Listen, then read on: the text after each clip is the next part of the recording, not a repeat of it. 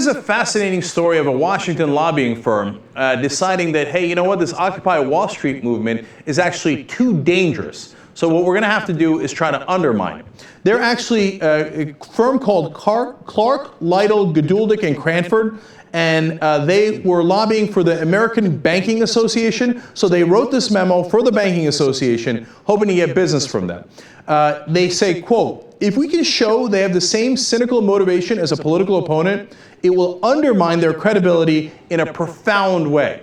So basically they're saying, let's smear them and pretend that they're a political operation that is not genuine Americans looking to help the system, right? In which case they will lose credibility.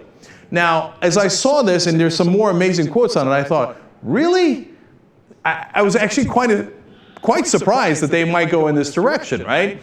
But it turns out the American Banking Association has confirmed it. They say, yes, it is true. In fact, their spokesperson, Jeff Sigmund, told Reuters, "Our government relations staff received a proposal. It was unsolicited, and we chose not to act on it in any way."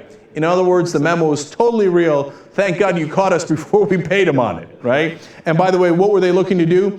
They were going to deliver research, survey data, and plans to use the information in 60 days at a cost of $850,000. So they wanted to spend $850,000 to smear the Occupy Wall Street movement.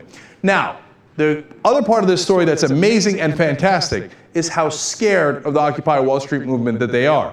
The next set of quotes show you that. So they say, if the movement succeeds, quote, "this would mean more than just short-term political discomfort for Wall Street firms."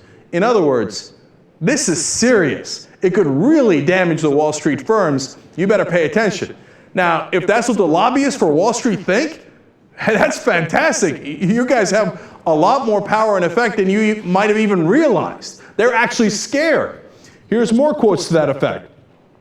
If vilifying the leading companies of this sector is allowed to become an unchallenged centerpiece of a coordinated Democratic campaign, it has the potential to have very long-lasting political, policy, and financial impacts on the companies in the center of the bullseye.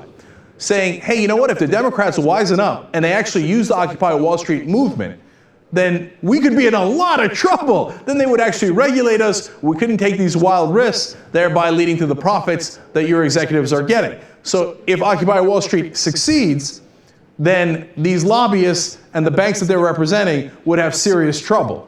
I love how seriously they're taking the movement to the point where they want to apparently do this important smear job against it.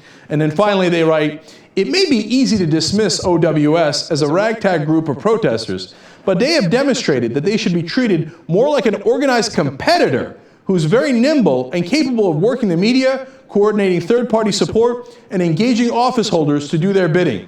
To counter that, we have to do the same." Meaning, hey, we better act against these guys because they're coming.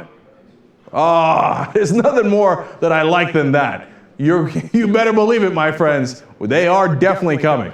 And by the way, who's the guys who put this memo together? Well, two of them are Sam Geduldig and Jay Cranford, who are former aides to House of Representatives Speaker John Boehner. Unsurprising, Republicans in a panic, totally working for the banking industry, trying to smear Occupy Wall Street because they're afraid it might actually work.